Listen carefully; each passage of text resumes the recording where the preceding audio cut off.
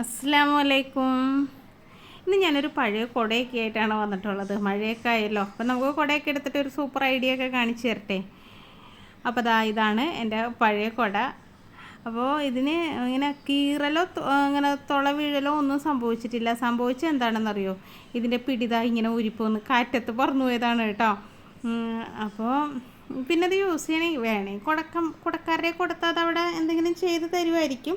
ഇതിൻ്റെ ഉള്ളിലേക്ക് ആ സംഭവം കയറിപ്പോയി. ഇനി അത് എടുക്കാൻ പറ്റിയില്ലെങ്കിലോ എന്ന് ഓർത്തിട്ട് ഞാൻ പിന്നെ അത് കുറേ നാളാവുകയും ചെയ്തു. ഈ കുട നല്ലോണം പഴകിയിട്ടുമുണ്ട്. അപ്പോൾ എന്തായാലും ഇത് കളയാൻ വേറെ കുട വാങ്ങിക്കാമെന്നൊക്കെ കരുതി ഞാൻ വേറെ കുട വാങ്ങിച്ചു. അപ്പോൾ ഇതിൻ്റെ ഈ ഒരു ഈ തുണി ഉണ്ടല്ലോ, തുണി നമുക്ക് വേസ്റ്റിൽ ഇടാൻ പറ്റില്ല. അങ്ങനെ ഒരു പ്രശ്നമുണ്ട്. പിന്നെ കടയിലെ വേസ്റ്റിൻ്റെ കൂടെ തൂക്കി കൊടുക്കാം, അങ്ങനെ കൊടുക്കാം. അല്ലാതെ നമ്മുടെ വീട്ടിൽ വരുന്ന വേസ്റ്റിൻ്റെ കൂടെ ഈ തുണികൾ അവർ കൊണ്ടുപോയില്ല. അപ്പോൾ ഇരുമ്പൊക്കെ കൊണ്ടുപോയിക്കോളും. അല്ലെങ്കിൽ ഇരുമ്പ് നമുക്കിപ്പോൾ തൂക്കി വെക്കണ ആക്രിയുടെ കൂടെ ആണെങ്കിലും ഇടാമല്ലോ, കുടക്കമ്പിയൊക്കെ അങ്ങനെ ഇടാം. അപ്പോൾ ഈ തുണി ഞാനൊന്ന് ഇങ്ങോട്ട് കട്ട് ചെയ്തെടുക്കുകയാണ് കേട്ടോ. ഈ തുണി വെച്ചാണ് നമ്മളൊരു സൂത്രം ചെയ്യാൻ പോണത്. എല്ലാവർക്കും അറിയാമായിരിക്കും. പിന്നെ ഇത് വാങ്ങിക്കാനാണെങ്കിലും ഞാൻ ആ സൂത്രം കാണിച്ചു തരാം. അത് വാങ്ങിക്കാനാണെങ്കിലും ഒരുപാട് എക്സ്പെൻസ് ഒന്നുമില്ല, ഒരു 50 രൂപയ്ക്കുള്ളൂ എന്ന് തോന്നണം. എന്നാലും നമ്മൾ ഉണ്ടാക്കിയെടുക്കുമ്പോൾ നമുക്കൊരു സന്തോഷമല്ലേ. എന്ത് സംഭവമാണെങ്കിലും ഇപ്പോൾ ഒരു ഡസ്റ്റർ ഉണ്ടാക്കിയെടുത്താലും നമുക്കതൊരു സന്തോഷമാണ്. ഡസ്റ്റർ എന്ന് പറഞ്ഞാൽ ഈ ബോർഡ് മായ്ക്കണ ആ ഒരു പണ്ട് സ്കൂളിൽ പഠിക്കുമ്പോഴൊക്കെ പിള്ളേർക്ക് ഉണ്ടാക്കി ഞാൻ കൊടുത്തു വിടാറുണ്ടായിരുന്നു കേട്ടോ. ടീച്ചർമാർക്കൊക്കെ എന്ത് സന്തോഷമാണെന്ന് സ്പോഞ്ചൊക്കെ വെച്ചിട്ട് ഡസ്റ്റർ ഉണ്ടാക്കി കൊടുത്തു വിടുമ്പോൾ എപ്പോഴും പിള്ളേരും പറയും അങ്ങനത്തെ ഒരെണ്ണം ഉണ്ടാക്കി തരൂ, ടീച്ചർ കൊണ്ട് കൊടുക്കാനാണെന്നൊക്കെ പറയും കേട്ടോ. അപ്പോൾ അത് നമ്മൾ ഉണ്ടാക്കണതിൻ്റെ ആ ഒരു ഇഷ്ടമാണ്. ഞാനപ്പോൾ ആ ഒരു കുടക്കമ്പിയുടെ കമ്പിയെല്ലാം ഊരി എടുത്തിട്ടുണ്ട്. ശീല മാത്രം ഇതാ റെഡിയാക്കി എടുത്തിട്ടുണ്ട്. കമ്പി ഇതാ ഇത് നമുക്ക് തൂക്കി വെക്കണേലോ അല്ലെങ്കിൽ വേസ്റ്റിലോ ഇട്ടിട്ടുണ്ടെങ്കിൽ അങ്ങ് പൊക്കോളും. നല്ല വെയിറ്റ് ഉണ്ട് കേട്ടോ, തൂക്കി വെക്കാം. അപ്പോൾ ഞാനതവിടെ മാറ്റി വെച്ചിട്ടുണ്ട് കേട്ടോ. ഇത് നമ്മുടെ കുടയുടെ ശീല ഇങ്ങനെ എടുത്തിട്ടുണ്ട്. അപ്പോൾ ഇത് വെച്ച് നമ്മളിങ്ങനെ പൊടി തട്ടി എന്ന് പറയില്ലേ, ഡസ്റ്റർ എന്ന് തന്നെയാണ് അതിനെയും പറയണത്. പൊടി തട്ടി അതാണ് ഉണ്ടാക്കിയെടുക്കാൻ പോണത്. അപ്പോൾ അതിനായിട്ട് ഇതിൽ നിന്ന് തുണിയൊന്നും മുറിച്ചൊന്നും കളയണ്ട. ഇതുപോലെ ഒരു കുട മൊത്തത്തിൽ ഇങ്ങനെ ഇട്ടിട്ട് അതിങ്ങനെ വെട്ടി ഇടുകയാണ് കേട്ടോ. അപ്പോൾ ഞാൻ വെട്ടി ഇടുന്നത് കാണിച്ചു തരാം. ഇത് മൊത്തത്തിൽ അങ്ങ് അറ്റം വരെ വെട്ടണ്ട, നമുക്കത് ഇത്ര വരെ വെട്ടിയാൽ മതി. കണ്ടോ, ആ ജംഗ്ഷനിൽ നിന്ന് കുറച്ചിങ്ങോട്ട് ഇറക്കിയിട്ട് എന്നിട്ട് ഇപ്പോൾ ഒരേ ലെവലിൽ തന്നെ വെട്ടണമെന്നുണ്ടെങ്കിൽ നിങ്ങളൊരു സ്കെയിലും പെൻസിലൊക്കെ വെച്ചിട്ട് ഒന്ന് വരച്ചൊക്കെ എടുത്തിട്ട് ഇതേപോലെ വെട്ടിയെടുത്തോ. ഞാനിപ്പോൾ വെട്ടണത് ഒരേ സ്റ്റൈലൊന്നും ആയി വരണില്ല കേട്ടോ. എങ്കിലും ഒരു ഏകദേശത്തിൽ. പിന്നെ പൊടി തട്ടിക്കൊന്നും കുഴപ്പമില്ലല്ലോ, ഇത്തിരി അങ്ങോട്ടും ഇങ്ങോട്ടൊന്നും ചരിഞ്ഞു പോയാലും കുഴപ്പമില്ലല്ലോ. പക്ഷെ നമ്മൾ വാങ്ങിക്കുന്നത് കറക്റ്റ് ആയിട്ട് ആ ഒരു ലെവലിൽ കട്ട് ചെയ്തതായിരിക്കും. നമുക്കിപ്പോൾ ഇത് അത്രയും ലെവലിലൊന്നും വന്നിട്ടില്ല, എങ്കിലും നമ്മുടെ ആവശ്യം നടക്കും. അപ്പോൾ ഞാനിങ്ങനെ കട്ട് ചെയ്ത് മൊത്തത്തിൽ കട്ട് ചെയ്തിട്ട് കാണിച്ചു തരാം കേട്ടോ, എങ്ങനെയായി എന്നുള്ളത് കാണിച്ചു തരാം. അപ്പോൾ ഞാൻ മൊത്തത്തിൽ ഇതൊന്ന് കട്ട് ചെയ്തിട്ട് വരാം കേട്ടോ. അപ്പോൾ ഞാൻ മൊത്തത്തിൽ കട്ട് ചെയ്ത് എടുത്തിട്ടുണ്ട്. കണ്ടോ, ഇപ്പം തന്നെ കാണുമ്പോൾ നിങ്ങൾക്ക് മനസ്സിലാവണില്ലേ നമ്മുടെ പൊടി തട്ടിയുടെ ഒരു രൂപം വരണില്ലേ. ഇനി നമ്മുടെ ഈ കുടയുടെ പിടി ഉണ്ടല്ലോ, പിടി ഇങ്ങനെ ഉള്ളിലേക്ക് വെച്ചിട്ട്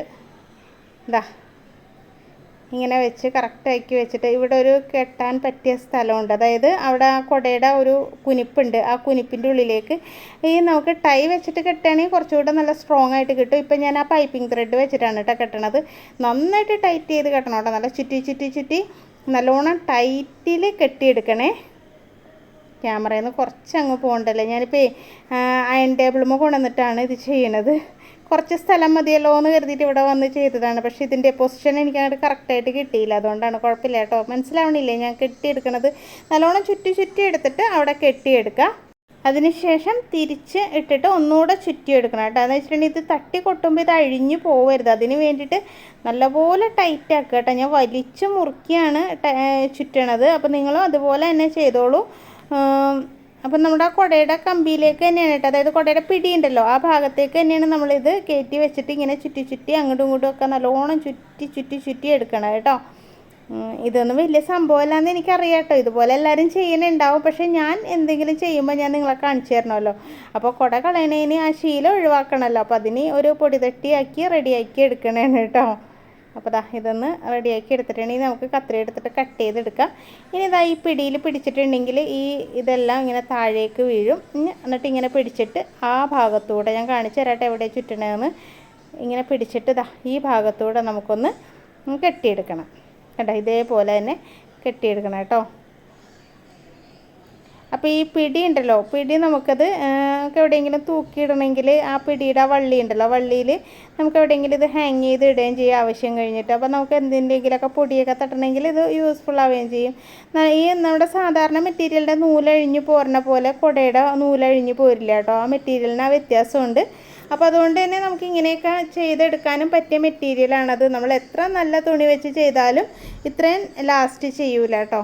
ഇങ്ങനത്തെ മെറ്റീരിയൽ വെച്ച് തന്നെയാണ് നമുക്ക് വാങ്ങിക്കാൻ കിട്ടണതും. നിങ്ങൾ ശ്രദ്ധിച്ചിട്ടുണ്ടാവുമല്ലോ, ബ്ലാക്കൊക്കെ ആണെങ്കിൽ ഇതേപോലത്തെ ഏകദേശം മെറ്റീരിയൽ ആയിരിക്കും. അപ്പോൾ ഇത് മൊത്തത്തിൽ ചുറ്റി ഒന്നുകൂടെ ടൈറ്റായിട്ട് കെട്ടിക്കഴിഞ്ഞിട്ടുണ്ടെങ്കിൽ നമ്മുടെ പൊടി തട്ടി റെഡി ആയിട്ടുണ്ട് കേട്ടോ.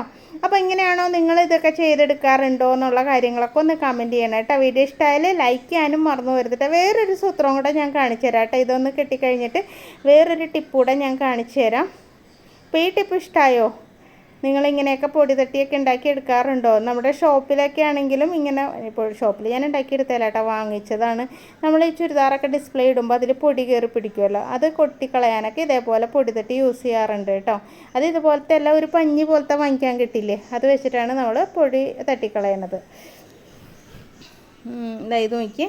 പക്ഷേ കടയിലൊക്കെ പൊടി പിടിച്ച ഭിത്തിയൊക്കെ ഉണ്ടെങ്കിൽ ഇതേപോലത്തെ സംഭവം വെച്ചിട്ട് നമുക്ക് പൊടി തട്ടിയിട്ട്, ഇതിപ്പോൾ വീട്ടിലാണെങ്കിലും ഫാനൊക്കെ ആണെങ്കിലും നമുക്കിത് വെച്ച് നല്ലോണം തട്ടി തട്ടി കൊട്ടിയെടുക്കാൻ പറ്റും. അപ്പോൾ നീറ്റ് അതിൻ്റെ അടിയിൽ വെട്ടിക്കളയൊന്നും വേണ്ട കേട്ടോ. ആവശ്യത്തിനുള്ള നീളം കുറച്ച് കയറി ഇറങ്ങിയൊക്കെ നിന്നാലും കുഴപ്പമൊന്നുമില്ല. നന്നായിട്ട് തട്ടി പൊടി തട്ടി നീറ്റാക്കി എടുക്കാം കേട്ടോ. അപ്പോൾ വെറുതെ കളയാൻ പോയ കുട വെച്ചിട്ടാണ് ഞാൻ ഈ പൊടി തട്ടി ഉണ്ടാക്കിയത്. അപ്പോൾ നമുക്കിങ്ങനെ എവിടെയെങ്കിലും ഹാങ് ചെയ്ത് ഇടുകയും ചെയ്യാം. ആ കുടയുടെ പിടിയുടെ വള്ളി ഉണ്ടല്ലോ, ആ വള്ളി വെച്ചിട്ട്. അപ്പോൾ ഇതാണ് ഞാൻ പറഞ്ഞ ഒരു സൂത്രം. ഇനി ഒരു സൂത്രവും കൂടെ ഉണ്ട്. അത് വലിയ സൂത്രമൊന്നുമല്ല, ഒരു കുഞ്ഞു സൂത്രം തന്നെയാണ്. അതും കൂടെ ഞാൻ കാണിച്ചു തരാം കേട്ടോ. അപ്പോൾ നമ്മുടെ പൊടി തട്ടി ഇഷ്ടമായോ? ഇഷ്ടമായാൽ ലൈക്ക് ചെയ്യാൻ മറന്നു പോകരുത് കേട്ടോ. ഇനി അടുത്ത സൂത്രം ഞാൻ ഇവിടെ നിന്നപ്പോൾ കണ്ടതാണ്. നമ്മുടെ അയൺ ബോക്സ് ഉണ്ടല്ലോ, എൻ്റെ അയൺ ബോക്സിന് ഇങ്ങനെ കുറേ പഴക്കമുണ്ട് കേട്ടോ. എൻ്റെ മോൻ്റെ പ്രായമുണ്ട് ഈ സംഭവത്തിന്, ഇളയ മോൻ്റെ 20 വർഷം പഴക്കമുണ്ട്.